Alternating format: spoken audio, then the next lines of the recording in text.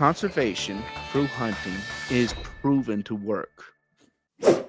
Welcome to the Type 2 Fun Podcast, where we inspire people to push their mental and physical limits. Today we have Jarrord on, who moved out to Colorado to explore all the great hunting that Colorado has to offer. And in this episode, he goes into some of the history of hunting and why hunting is so important for conservation and wildlife management. This episode was really fun for me. I got to learn a lot, and I have a new appreciation for hunting and its importance in conservation. Throughout this episode, we go into a lot of great stories of his and how he got to spend some time out in South Africa hunting with his dad. So stay tuned, and I hope you enjoy. My name is Jarrord. I've been an avid hunter since, I could pick grasshoppers off the wheels. Uh, there's not much to me. I'm a redneck who picked up his life, moved halfway across the U.S. to chase elk and pronghorn and everything else the Great West has to offer. I love to travel. I try to combine. Recently, I discovered traveling with hunting. I've been over to Africa once, and that has unlocked a new addiction. So now my goal is to go see at least three of the continents with my father and do hunts together because, hunting's big and family and stuff. So I love that. So yeah, it's me. I like to travel, hunt. I have a very large passion for mental health. I work in the mental health field and work in psych wards. So just a regular blue collar guy with a background in mental health and hunting. You know, not much to me. Awesome. Yeah, and that might be a perfect way to start this because the Type 2 Fun Podcast, we try to dive into, mental toughness and physical toughness. So like if you say that you have this, mental health passion, I would have to imagine that a lot of the, experiences that you're getting through hunting kind of fulfill that or help you grow. So maybe you can kind of ramble on what hunting means to you and from a physical and mental standpoint. I mean, it's definitely a challenge when it comes to the physical. I mean, a very probably the most challenging hunt I've been on recently was probably that pronghorn. And maybe it's because I'm a bitchy southerner coming to the West and not used to like packing in for 8 miles and then carrying the elk out. I'm not used to that yet. I want to be. I'm at the gym 6 days a week training and I'm picturing elk in my head because listen, I'm a fat boy and uh, this is a lot of walking, okay? But I'm getting ready for. I had to drag that pronghorn. I hunted her hard, not this particular, but I hunted hard. I had a doe tag, and I was excited to get it.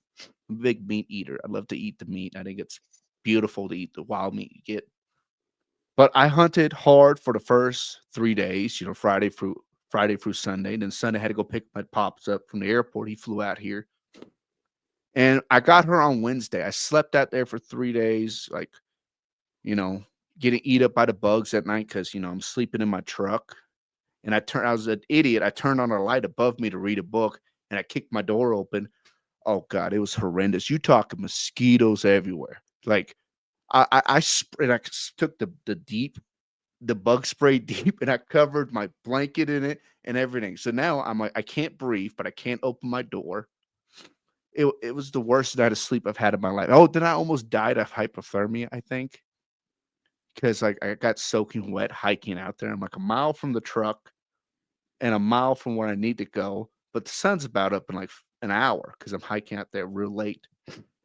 And my pack exploded. I had a camel pack, and the wind's going like 30 Oh my miles an gosh. hour. Felt like, and I'm shivering. I'm like, I just got to find something to hide behind and dry out a little bit. I'm soaked. I'm in a vest and a long sleeve like sports t-shirt, so there's no warmth. And I'm freezing, and all I can find it's all open plains and hills. All I could find is like a cactus. So I get behind this cactus, and there's this big brush. First off, don't ever sleep in a cactus. It's not comfortable. I have videos of me pulling these cactus out my hands, and that's no fun. I woke up in that because what happens? I sat there trying to get out the wind. I'm freezing, and the next thing I know, it's like 2 hours later because I passed out. Oh no. I woke up like, "Ugh," like had it pulled stuff out my beard. And actually, that's where I first saw my first pronghorn while hunting. I woke up and she was walking the hill on the side. You know, not that one. I let her walk. When I woke up, I fell asleep in a weird position, so my leg was asleep. And that's a big thing about hunting is taking ethical shots. And it's like I'm going on a tangent. What were we talking about originally? No, I'm loving this because I think it's a pretty good introduction to everything because you kind of going into a story about all the crap you went through, and yet you're still so passionate about this. Like, Oh yeah, it's mental toughness. Yeah, I had to. It is when it comes to mental toughness for hunting. Not only is it the physical attributes of like doing a lot of walking, and I haven't even got to the part like when I shot her on Wednesday, the following day, I shot her a mile away from my truck. They don't just appear. So you have to invest in these things called game carts. I didn't. I have like a dog leash and a piece of rebar. I drug her a mile.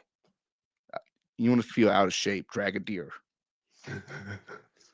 But I'm sitting there and it's something about the mental toughness. It's not just with the physical toughness, which I'm trying to get the physical toughness. I hope I'm getting there. But it's the mental toughness is because like I saw that pronghorn the first I think it was this first day because it exploded on my back. I had a water and I had to let her walk because of two reasons. I wasn't there. I got the tripod set up. I'm shaking. I'm excited. Got the rangefinder. I got her at 270. I can shoot 270. I've shot baboons out of trees farther. I can hit that. I get the rifle up there. My excitement's going through. I can't calm myself down, and I'm cold. My legs asleep. But I didn't feel like it's fair or enough respect towards that animal to jerk that trigger. So I put the gun down. I just sat there and watched her. Got my nerves to calm down. Lowered it, and found when they lowered, see crest over that hill. You don't shoot over a hill. What I mean by over the hill, you know what I mean by picturing it when they go over the hill, mm-hmm. and there's no backstop. So I let her walk. It sucks doing that, and you kick yourself in the ass a lot. I'm glad the way it ended up because I had a beautiful moment when I got that one. Sticking to into stuff that's physically challenging and mentally challenged just to let something walk when it's not ethical, not respectful to the animal, and not fair to yourself. You know, if you're going to go spend all this money to go on a hunt or you take all that time and do it yourself, why would you cheap yourself out of it? You know, let's do it right and let's be proud of it. I'm proud of letting her walk. I did have one tag soup this year, well, actually two tag soups, but I'm proud of those tag soups because I mean I had the opportunity. Three tag soups. I bought a lot of tags. I don't understand Colorado's units and stuff. Okay, but yeah, it's difficult to let someone walk and physically doing it. I think. You kind of just, I mean, like I said, you went into this all the crap of it, right? And I think it's also funnier. It's funny because every year, if I get something, even if it's a doe, um, then you have to go and decide if you want to pay to get it processed or you skin it yourself. You gut it, you like quarter this thing up, and it's kind of fun, but it's like never convenient. I there was I think it was like 2 weeks ago, my father-in-law called me up. He's like, "Hey, do you want a deer? I just saw this roadkill deer showed up on my way home, right?"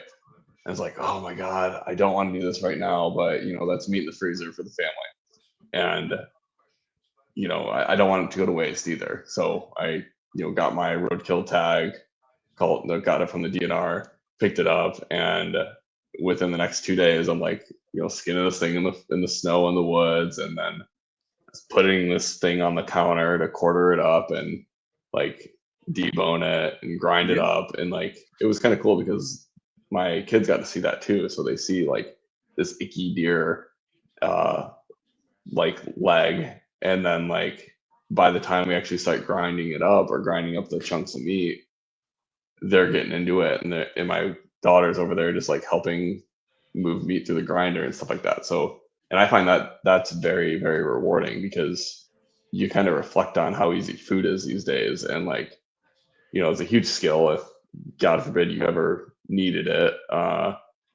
but you also have to go through all that and realize that getting food from the grocery store is just like a privilege that a lot of people don't understand. Um, so yeah, I just think that's all very cool, and but it's all a pain in the ass, right?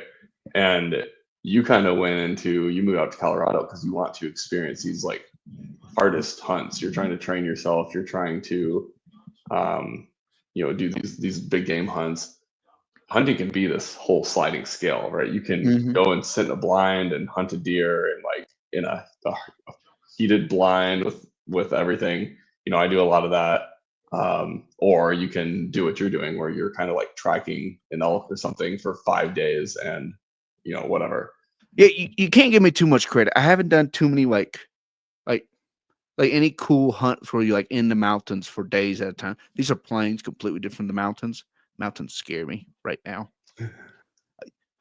I'm not used to this. They got this weird stuff out here in Colorado. It's called a snow. Okay, we don't have that back in the South. This shit fall. I can curse on here, right? Yeah, This shit falls from the skies and it freezes, and your truck goes like that. Like, what the hell is this? Okay, we don't get that back home.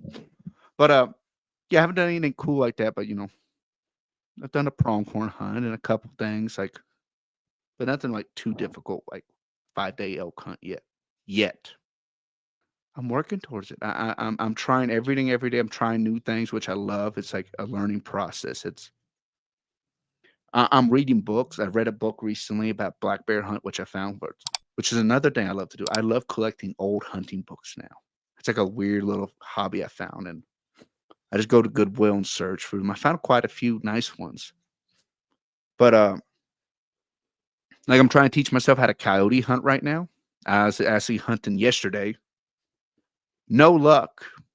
I saw quite a few coyotes actually, but they're all on private land. And I'm like, God, I can't, like, where's this guy's house at? I want to knock on his door. Let me shoot these coyotes. I want to make a jacket. I want to get fur. I want to do what they used to do back in the day, where they get the fur and they make their clothes. I mean, that's how the what's his name? The fur trading started in the U.S. We would shoot everything. You would shoot like 30, 10, 15, 20 elk, deer a day. They didn't shoot the elk or the bear because the deer hide is where the money was at. You ever heard the term? What do you call a dollar? What's another word for a dollar? It's a buck, right? yeah. The term a buck came from deer hides because they're worth a buck. Back in the day, that was a lot of money, I did and the not know ter- that. and the terminology is carried over. That was happening before America even existed, Hmm. because Boone and Crockett, like Boone, not Boone and Crockett, Mr. Boone. I don't know his first name. I know the name Boone. Like, he was telling stories. I read his book. I was reading his book today, or one of his books, and they were talking about, well, not his book, but books about him. I'm not trying to plagiarize or say anything that's not true to the best of my ability. But he was telling stories how, like, during I think it was the American Revolutionary War, he saw his son die, like, in the battle. Dude, his sons died horrific deaths, or at least some of them did. I heard about some of it, and like one of them was the Revolutionary War, and he was out hunting and stuff. So it's interesting, and it's like how the country was founded by this stuff, you know. Yeah, I mean, you were saying that back then they would shoot like 20 deer a day or something just to sell the hides. It's like, I don't know, isn't that kind of how the buffalo kind of died off in America? Well, buffalo started after they did the deer. I read this book from Steve Rinella about the American bison, and that right there is such a first off, such a great read. If you like American history or just like animals, you got to read it. And he's telling the story how he hunted a bison up in Alaska, which Alaska, Mexico, some of the national parks are some of the last few areas that has the bison population that's wild. The rest are privately owned, Yeah. which I kind of feel sad. I want bison roam free. We used to be able to see them from space. I mean, they used to hunt the bison in the cold weather. They would look up in the sky and look for pockets of steam, because there's so many of them that when they come together in cold weather, they will heat up and make steam go in there. That's how they hunt them. I mean, they're the last of the great fauna from the Ice Age. I mean, look at everything else. The bison. I mean, I guess we got the muskox too. Have you ever seen a muskox? They're the coolest. They look like something straight out of Star Wars. I've seen them. They're on my list. I'm getting one. I found a guy in Greenland who does them because Greenland's cheaper than like going up. I think it's Canada up, whatever. We did a lot of damage to the bison before we knew what was up. I think there was like 200 left out of like 2.5 million at the time. I mean, bison went from Alaska down to. I mean, there's stories of them all over like Nashville back in the day. I almost feel like they went down to Florida, but I don't want to say that and be. Look, I'm just some ignorant redneck who likes to read books every now and then, so some of my facts will be wrong. I mean, also down in Mexico too. I mean, that's where one herd is right now. But I mean, that's how actually our road system started. Was George Washington used to walk? There's a story actually from that exact book. He would tell these stories about walking on these buffalo trails and get irritated. That's how our road started. Was buffalo trails because Hmm. you're 2,500 pounds. You think you're moving for anything? No, you walk, and there's hundreds of you, and you're all walking, you're brushing, trampling it down, making these roads accidentally. So the American bison really like kind of like almost structured our country a little bit to a degree. I mean, that's also why the French came over here to get the furs. And it's sad to say like why people killed them. People would like when they're building the railroad, they'll drive down the train, just shoot them and let them go to waste. They shot them for the fur and the tongues. And then there were so many bones. There's so many bison out there in the world that after they killed them all, there was the bone wars or something about bones. And they used to buy the bones by the pound. And they used to fill. Have you ever seen that photo of the American bison skulls? I don't think so. There's a photo you can look it up. It's like American bison skulls. It doesn't look real. It looks like it's out of somebody drew it or an AI image. But from the 1800s, where they had all the bones stacked up, they'll fill up train cars and ship the bones back. And I think Wow. they made, I think it was like, what's the stuff you put in gardens? Fertilizer. Fertilizer. It was fertilizer. I think it was fertilizer. And that's why we don't find millions and millions of bison bones everywhere because they collected them all. Hmm. And I believe bison should be back in the U.S. wild. I mean, you look at the hooves of cows. Cows aren't native to the U.S. I've talked to a rancher out here who does bison, and he said while having cows, the land would be dead, like nothing of value out there. But bringing back bison after he did that, he brought back bison. The land kind of re-wild because you got to think of cow hooves evolved for whatever land they lived at. Bison evolved for the U.S., North America. Their hooves trample the grass in a certain way, which allows our plants to grow back and not be destroyed. And so, I don't know the exact science, but I believe something like that because you got to think about it. Once the land gets back to growing, all of a sudden cows eat through the root down and bison graze. They leave a little. Hmm. I think I'm explaining this right. I hope I get my facts right, but whatever. So the grass can grow back, and that when the grass is back, you got rabbits. Rabbits bring back coyotes, and down the line, you got bobcats coming back, mountain lions coming back. You got deer, you got rabbits, you got everything because stuff is back in this guy's area where he's growing bison. Not to mention it's healthier. It's very lean meat. I mean, I ate bison tonight, so I've had bison burger. It's delicious. it's Uh, so good. I know you're like a big into like conservation, right? Hunting.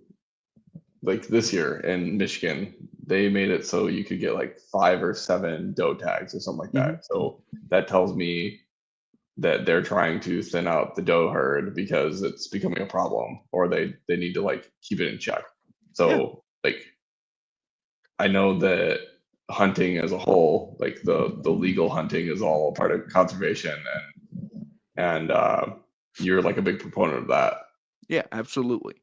I mean, It might sound barbaric. People like shoot 5 does. I mean, Tennessee, you want to hear something barbaric? Tennessee has a doe tag. I believe you can shoot 3 a day when you get them. And that sounds Oh almost my god. barbaric.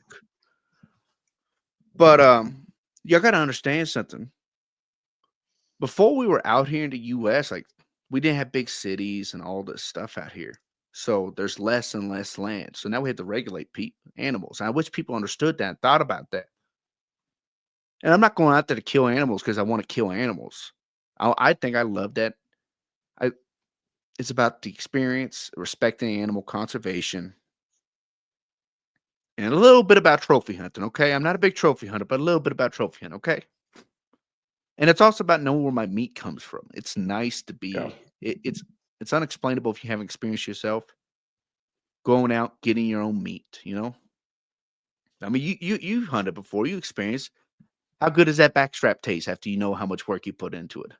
Oh yeah, it's amazing. A little bit of butter, and then on top of some rice right there. Oh, that is some of the best meat you ever had. You know what's going into it. Natural stuff, grass, acorns, mushrooms, the neighbor's trash. It just depends where you hunted at for that. I mean, there's a lot of urban hunting now, so that's probably a little more popular now. Trash deer. I mean, but it's conservation through hunting is proven to work. You look at the bison, for where now we're selling hunting tags. Well, actually, that's probably not the best example, but there is big conservation through bison hunting because even though they're on private land, it is still conservation. They're still here. We can still go see bison. But like this right here, this is a black wildebeest backskin. I believe it was back in the 1970s. Remember, I just speak from the heart, not the brain. I don't know all the exact dates. These things were actually going extinct back in like the 1970s. And due to hunting conservation, they put them on something called a game farm or game ranches, which the way I was explaining when I was over there and talked to about game ranches are really the fences aren't really to keep the animals in, it's to keep the people out and protect from poachers. I mean, like, let me finish this. But now they're at the point they're thriving so much they're a little bit of a nuisance in some areas. Like there's like come kill like the does out here in Michigan. But these things, wonderful conservation act through hunting. They took care of the animals. They added value. When you add value to them, animals thrive. I mean, I believe it was Kenya back in the 70s. I could get my dates wrong, but I believe it's Kenya. I believe it's 70% of their wildlife when after they banned big game hunting, like no more big game hunting, you ain't going on out here. 70% of the wild game population died because there's no value to it. So like these people are like, don't shoot the lion. Well, there's no value to the animal, so people are poaching them. And if there's no work, there's no these big game ranches or people bringing in tourism. There's no work. So if you need money and your family's starving, I'm gonna go shoot that lion. It's just the truth. It's you or the lion at that point. It's your family. You gotta take care of them. So let me explain this back if I understand it correctly. So you're saying that because you can buy a tag to Hmm. hunt these animals, you're Hmm. bringing money into that country, Yeah. uh, Well, which also drives tourism, which brings money in. The tag brings money in, and then that money can be used to kind of foster and like manage manage the herd of the animal that you're hunting. Is that kind of correct? to a degree, yeah. But it's not so much tourism. It's adding value to the animal. It's the big thing. Like if we're going to talk about the white rhino, like I'm going to use that as an example because that one I think a lot more people know a little bit about. I didn't know these things were almost extinct till after I decided to get one and I looked them up. The white rhino, everybody knows the northern white rhino is going extinct. There's two left. The southern white rhino is thriving because they did a conservation through hunting. And you got to think about it. Those horns are valuable on the black market. Like they're Yeah. like goodness gracious, I'm having the worst hiccups tonight. But they're very valuable on the black market because apparently it's like super Viagra. I don't believe so, but no, that's a joke. But you're like, okay, cool. We want to protect this rhino. Okay, now give us money to protect this rhino because we got to hire anti-poaching unit. We got to take care of some vet bills to watch it, and there's got to be 24 hours a day, 365 people watching it. So you got to have the vets, you got to have the anti-poaching units, the equipment, the gasoline to drive the vehicles around, or they're walking. You got to pay for the guns to upkeep the guns to keep them safe because they're in gunfights with these poachers in some areas. Hmm. Then, if I'm getting in a gunfight, I better be getting paid, right? Would you agree? Yeah. You got to pay to upkeep the national park because you now need to make money because you're spending all this money. The animal really doesn't have value because guess what? If you weren't spending all that money to take care of the animal, it wouldn't matter. The animal has no value there at that point, which is sad. All animals have value, emotional, not just profitizing, but it's doing it.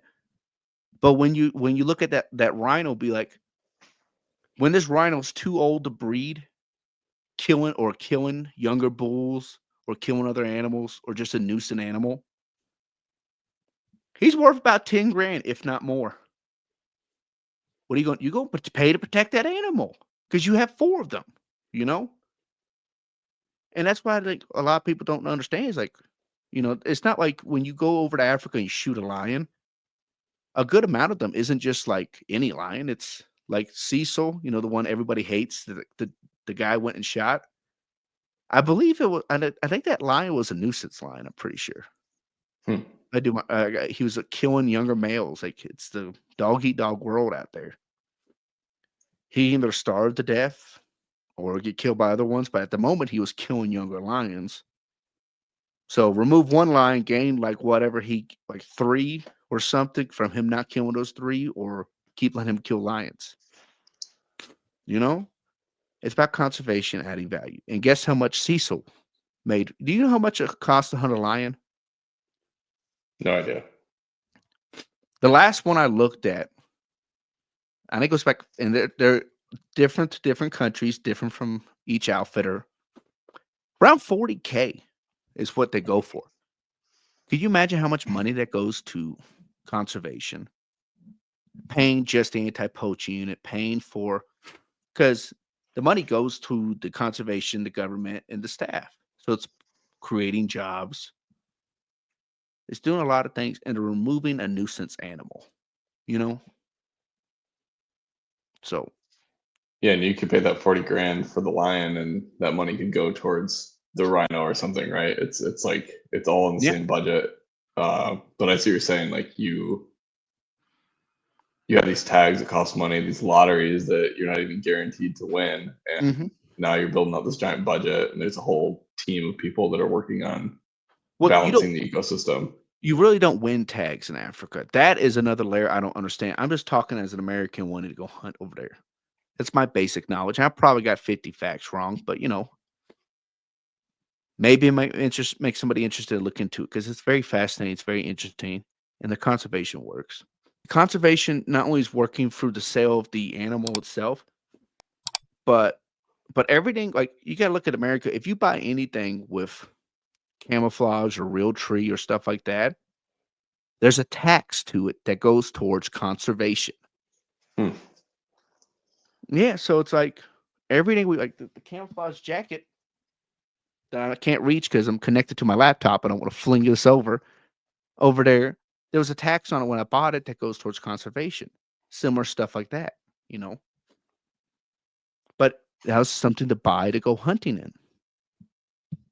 I mean, Colorado alone, I think it's like 2 million or something $1 million went towards conservation here from hunting license and fishing license alone.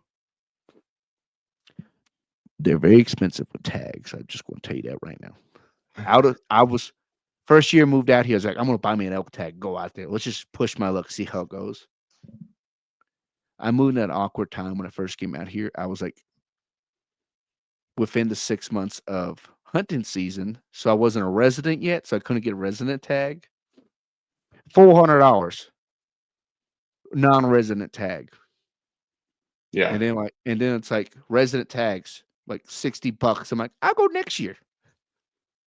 I think it was like 600 or something like that when we went out there. It's wild. Well, that's just the And then like tag. That's not your yeah, out of state hunting and fishing license combo. It's not that. It's just a tag. and like a moose is like $1,200 or something like that. Uh, yeah, and it's also that's expensive for residents too. It's like Yeah, $600, I think, for a resident. I could be wrong,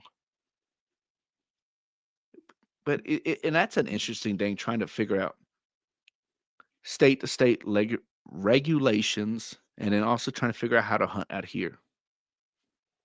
Because like back because in they Tennessee, change every year. Like every year you go and you buy your tag or you look it up, and they have a brand new booklet of all the rules that literally change season to season. Um, so yeah, and how do you navigate that across different continents? It's really hard to keep up with all that stuff, even in your own state. no, when I hunt out of the country, I don't read none of that stuff. I have a guide. He does all that Yeah, research. As far so far, and I've only been to one country and hunted so far. And that was South Africa. But when it comes to state, it is very different. And, yeah, I'm liable for that most of the time, unless I'm hunting with a guide. Some things I don't mind paying for a guide. Going out the country, absolutely. Let me get a guide, okay? I don't want to sit here and try to figure out the hunting regulations for South Africa because I didn't even know what country I was in when I landed over there. Like I'm for real. We landed over there. I'm with my dad, and we booked this trip together. It's me and him, and I kind of did all the research and all the planning. And we get over there, and the guide's like, "Okay, we're gonna pick you up at the airport at this time." Swear to God, true story. Like, and he said, "This is your guide." He sends us a picture of Rikus. That was his name. I think I'm pronouncing it right. Rikus. And he's like, "This guy's gonna pick you up." I'm like, "Cool." And I show, and it's a picture of him beside this big old Cape Buffalo. You ever seen Cape Buffalo? mm-mm. Oh, those things are mean looking. It's called the Black Death for a reason. They kill more hunters than anything else. They'll kill you like crazy. But he's kneeling beside his Cape Buff. I'm like, oh, look at this is our guide. He's gonna pick us up. My dad's, oh God, look at that buffalo. I'm like, yeah. 2 days later, we get on a flight. We're flying to South Africa. That was a horrendous flight. 18 hours one way. Oh, and then you got to go from Nashville to Atlanta, then to South Africa. And first off, Delta. I love Delta. Every time I fly internationally, I do Delta. They forgot my gluten-free food. 18 hours, no food. Well, I had like a cup Oh of my fruit. god. So I had like 12 Zins in my lip and just as much drinks as they could shove in my mouth. I'm just pissed off and drunk, like, fuck this goddamn people. Just so mad. So we land. I slept like 2 hours. I'm half like hungover, slept slash never slept, dehydrated, tired on a plane. And we land. And my dad's like, okay, who's picking us up? I'm like, I showed you the picture. And he's like, I wasn't looking at the man. I'm like, neither was I. Phone won't load because there's no internet. And we've been talking through WhatsApp. So I'm like, okay, don't freak out. Because if I freak out, dad will freak out. He's never been out the country. And we just landed in South Africa. But I didn't even know what country we were in because I didn't know South Africa was a country, to tell you the truth. I just kind of, he said Johannesburg. So I bought a ticket to Johannesburg. And that was as far as research I did there. So we're sitting here in a foreign country, don't speak the language. Thank God a lot of them spoke English. But I'm like, some of the people are like, like make speak. I'm like, I don't understand none of this. I go to this one guy. I was like, hey, where do people get picked up here? He said, but I'm like, oh no, fish out of water. Sobriety just hits like a brick. I'm like, don't freak out. And I'm sitting there planning how to live. I'm like, how much money do I have in my pocket? How long can I live in this airport till our plane gets back in a week?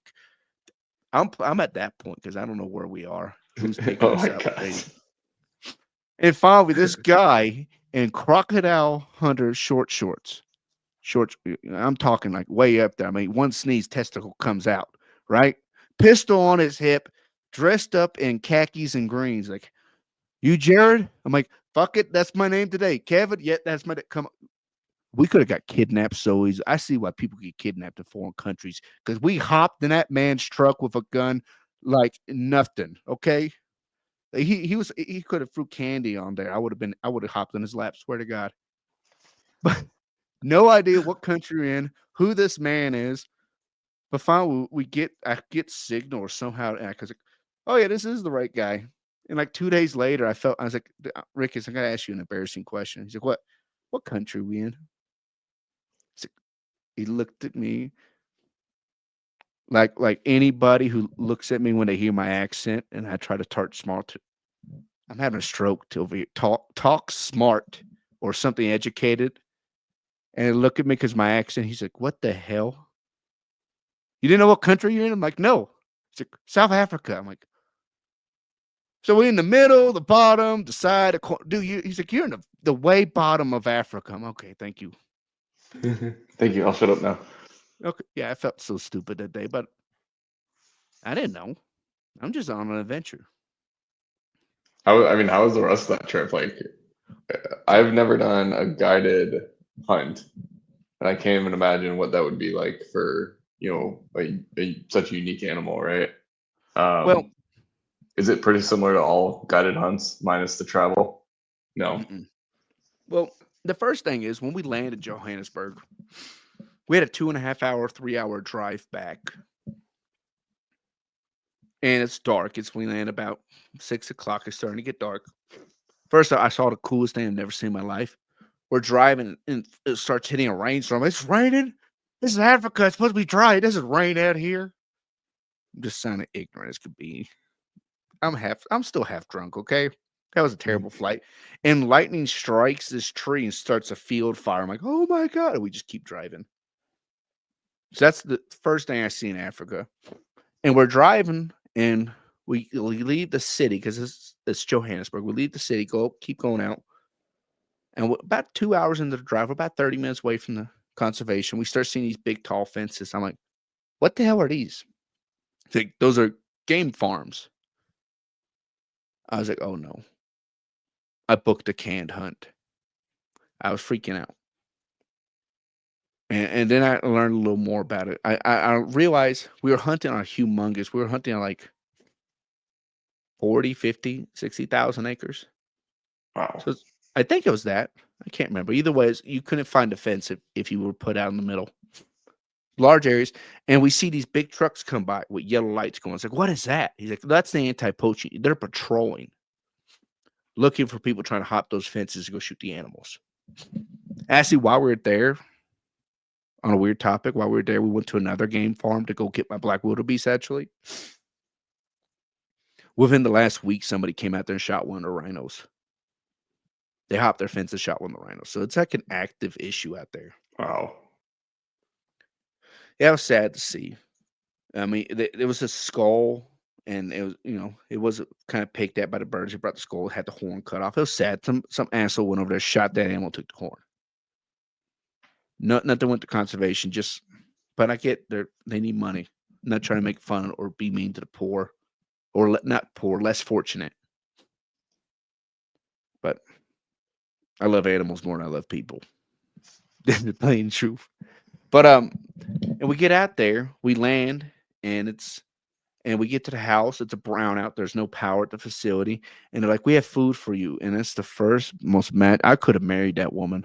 She was an older lady. I would have married her right there. She said food to a fat boy on a flight with food for 18 hours. You don't believe how hungry I was. I ate like a pig. It was so good. Woke up kind of about early, about 6 a.m. Had coffee, had a nice breakfast. He's like, so I see your list you're going to go after. When you go after, you get a price list of what the animals cost. The trophy fee is what they call it. It's Hmm. what they cost to hunt the animal. He's like, what we'll stick within your budget, but let's say you see an Impala and you're going after a blessed buck. About the same price. You want to shoot the Impala? It's a good Impala. We'll go after that Impala. You just drive around and hunt and you find these animals. And we get out there. It's like, Dad, you're shooting first. You're shooting first. I don't care. You don't argue with me. You're going to hunt first. He's like, no, you should. Man, we get out there. and we go chase after. We chased after blessed bucks all day. Blessed bucks? Yeah, blessed bucks. Weird looking animal. I didn't really want it, but we're kind of like in the moment, like, yeah, let's go get it. Because you get hypnotized because there's kudu. There's first off, kudus are so beautiful. You see these kudus running around, these warthogs. Everything's just running around there and in the bush and trying to catch something. It's difficult. So in the moment, we got caught up. We started hunting these blessed bucks. We spent all day. I'm talking from like 7 a.m. to like 12 trying to get a blessed buck. No luck. Got a couple Are times. you Got pretty us. much just chasing it around in the Jeep at this point? We drive. We don't shoot. You don't shoot from the truck. That's illegal and also not sportsmanlike. You get out and you stalk it. I mean, you Okay. drive around. You find it.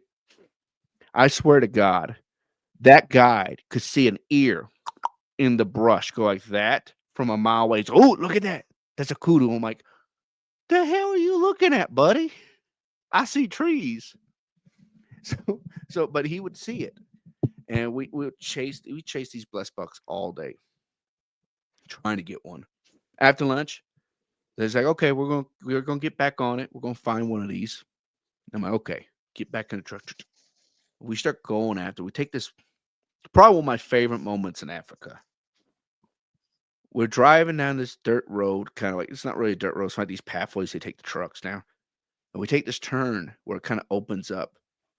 Dude, it looked like a scene from The Lion King. You see these kudus just look at the truck, turn around, and run. Like a little, is that a herd? I guess a herd of kudu running. You see warthogs with the babies just skirting away from the truck. We see ostriches going across, and I'm like, you talking about Disney himself couldn't make that moment any more magical. I mean, it was like the moment, like, oh my god, we're in Africa. You ever like been somewhere and you're like, hey, I guess we're in, we're New York or something, but you don't feel like you're in New York till like you get. I've never been to New York. I'm just making an assumption, but you don't feel like you're in New York till you get out of JFK and you see the Empire State Building or Statue of Liberty. That was that moment for us. It's like, holy shit, we're in Africa. Like, what the hell? We're just some rednecks over here. I mean, only thing I knew about Africa is Theodore Roosevelt came out here and hunted. And it was such a magical moment. I'm glad I got to share it with my dad. And we're driving like, wow. And all of a sudden, like, we're sitting there a moment, wow. Guy slams on the brakes. Impala. I'm like, what? And we just hop out and start chasing these Impala. And we had a couple failed stalks on Impala. Finally, we get within like 50 yards of an Impala. And we're using a camp rifle, which I highly suggest you go over there. Especially if you're nervous, just run a camp rifle. We had a great time using the camp, which is just a gun they lend out to people. So much cheaper than bring my own over. But we sit Yeah, there no kidding. and we sit there. We finally lined it up, and my dad shoots this Impala. Dude, that you talking about just all the work to put into trying to build this hunt up with my dad and trying to plan it out, surprise him with things there. It was beautiful. I mean, the man almost cried. It was like that close to crying. And it was emotional. Like sit there, give a big hug, and the guys shaking the hands. I think we hugged the guide. I don't know. It's a blur. It's so emotional when you find like all the hard work was successful. And I think the biggest hardest work is that damn plane ride. I'm gonna be honest. I hate that. But it was a beautiful moment and it's something I'm gonna cherish the rest of my life. And I believe he is too. The guy's like, first blood spilt in Africa. I'm like, it's so cheesy and emotional. I love it. Like, I'm almost a little girl at this moment, but goddamn man won't hold my composure. I started smoking a cigarette just to keep the tears away from the joy. No, but it was that's what's difficult about explaining to somebody after you shoot something. Because unless you've experienced it, it's indescribable. The heart's racing, the adrenaline's going, emotions almost uncontrollable. And that's just me because I'm not even shooting at this moment. Okay, I'm watching him, and you get to share it with someone you love, and that connection you get because that That's what I love to do with my dad is go hunting. I've been doing this since I can remember, and it, it it's indescribable. It's such a wonderful moment to do, and I'm glad I've got had the opportunity to share that with him. I mean, I want to do. I want to do it again. I want to do it more. And then the asshole shot all the animals for the first 2 days. I'm gonna be honest. I didn't get one animal the first 2 days I was there. So he gets his Impala. We're like, great. We go back. We're feeling like kings of the world. My dad's like, all right, your turn. I'm like, all right. I want a warthog. And we've been seeing warthogs everywhere. I'm talking like, you gotta understand something. We're going after blessed bucks originally. Then Impala surprised us. You see, that's what they do. They say whatever the bush will provide is what you could take. Sometimes I didn't get the saying. I was like, okay, buddy, trying to do an up sale or something. It's the truth. But I'm like, I'm gonna do a warthog. They said the wind speaks out there. It spoke. As soon as I said warthog, not one damn warthog. None. I swear to God, not one warthog. We didn't see any. And we spent all the first day trying to get a warthog. All of it. And no luck. I'm like, where the hell is the warthog? We're by the watering hole. And we've seen so many kudus. We're at the point where it's like, oh, kudu. We don't even take pictures of them anymore. Right? I want to say that because we spent all day. I'm like, I'm going hunting. This is the second day. It's like Tuesday at this point, I think. I'm like, I'm going to go hunting for my black wildebeest tomorrow. I want to kind of pop my cherry because that's my big trophy animal. Because when you go over there, you pick 2 or 3 animals for our budget, 2 or 3, and you pick something and that's my big animal. That's why I could have. That's my big one. I want to pop my cherry before I go over there after it. I'm like, okay, you know what? Let me get a female kudu, which is the rug that's at my feet right now.